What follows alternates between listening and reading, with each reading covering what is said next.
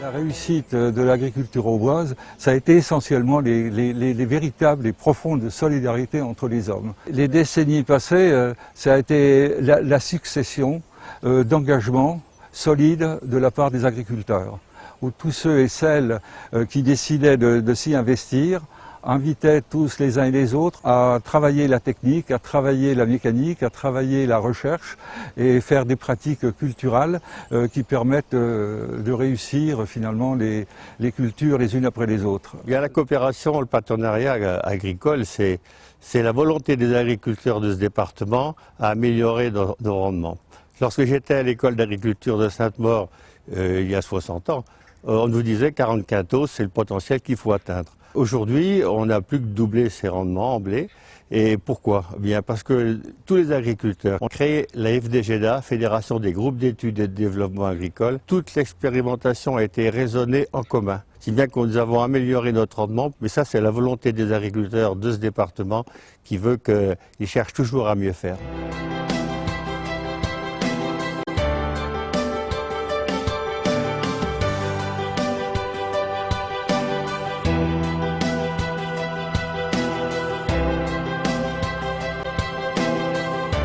L'agriculture auboise est performante pour plusieurs raisons.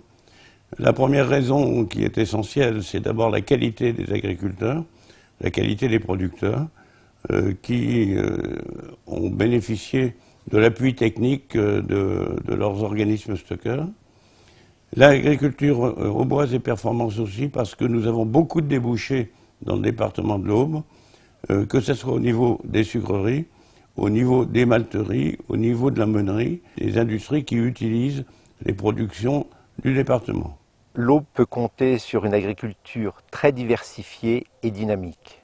Dans le passé, les agriculteurs aubois ont su introduire des nouvelles cultures et parallèlement créer des outils de transformation sur place pour valoriser leur production.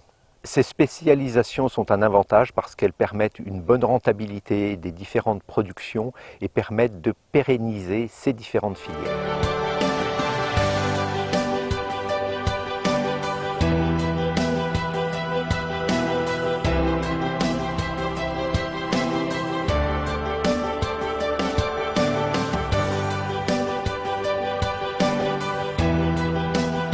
Quand on se souvient de ce qu'était le nord du département, par exemple, avec cette Champagne crayeuse, pouilleuse, et qu'on voit à la date d'aujourd'hui des grandes exploitations industrielles, des silos de stockage, des gens qui font de la recherche agronomique, et qu'on en voit le résultat, on ne peut pas dire qu'on est passé à côté de l'entrepreneuriat.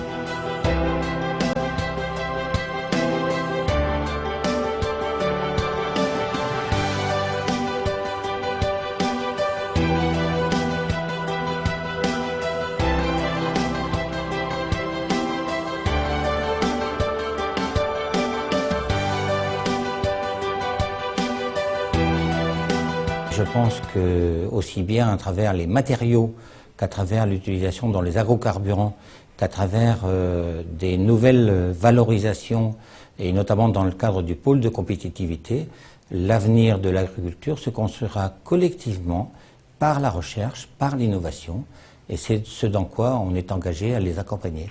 L'innovation est due bien évidemment aux entreprises, aux structures de recherche comme l'Université de technologie de Troyes, l'IUT, qui permettent à des entreprises comme la Chanvrière de l'Aube de pouvoir continuer son innovation qu'elle a commencé depuis sa création. Toutes les terres et tous les départements français peuvent être des terres d'innovation. Il se trouve qu'ici, on a peut-être un peu plus de facteurs favorables qu'ailleurs. C'est les agriculteurs qui sont très techniques. Ce sont des gens qui sont plutôt bien formés. ce sont des encadrements techniques performants à travers notamment les coopératives, les chambres d'agriculture, les instituts. En fait, on est en train de réinventer ou d'inventer une agroécologie. Parce que c'est une technique, une science qui s'appuie à la fois sur les connaissances du sol et sur les connaissances du climat et de l'environnement. La manière de se réapproprier ça, c'est de reformater, de reformer des ingénieurs qui vont travailler sur ces questions et qui ne sont plus uniquement des gens qui observent ce qui se passe au-dessus du sol, mais qui sont des gens qui observent ce qui se passe dans le milieu. Et dans le cas d'une exploitation agricole où il y a évidemment des productions végétales, des productions animales, peut-être de la vigne, c'est l'ensemble de l'exploitation qui doit être regardé, et y compris dans sa petite région, dans son territoire.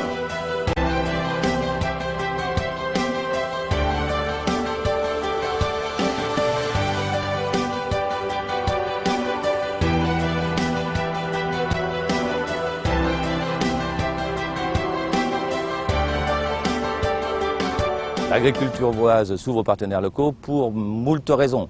Dans un département rural comme le nôtre, l'activité agricole, l'activité économique est fondamentale. De surcroît, un certain nombre d'agriculteurs siègent au sein des collectivités territoriales, dans les conseils municipaux par exemple. Alors bien entendu, l'agriculture, c'est alimentaire, mais c'est aussi du développement, de la recherche dans le domaine de la santé, des cosmétiques, des biocarburants, des écomatériaux. Un certain nombre d'actions que l'on doit développer avec tous les partenaires actifs sur le territoire pour valoriser tout simplement des filières qui demain seront source de progrès, de dynamisme et de développement.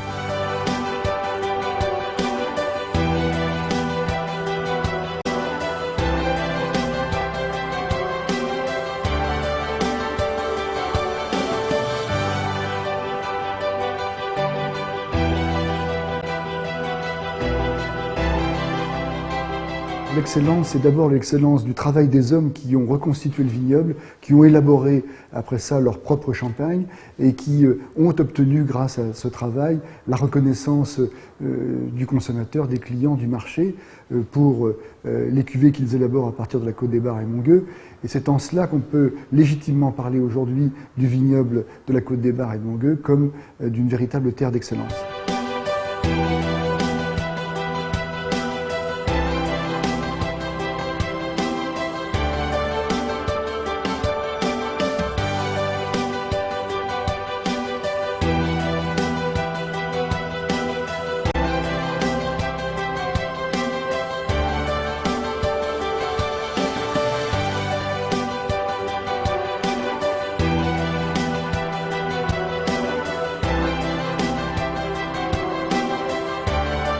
L'agriculture auboise, telle que je la connais, ne vit pas repliée sur elle-même, bien au contraire. Avec notre télévision locale, le Monde agricole aubois a été le premier en France à créer une émission mensuelle consacrée à son univers. C'est un formidable espace de rencontre avec le grand public et c'est encore une fois la preuve que l'agriculture auboise est pionnière dans bien des domaines.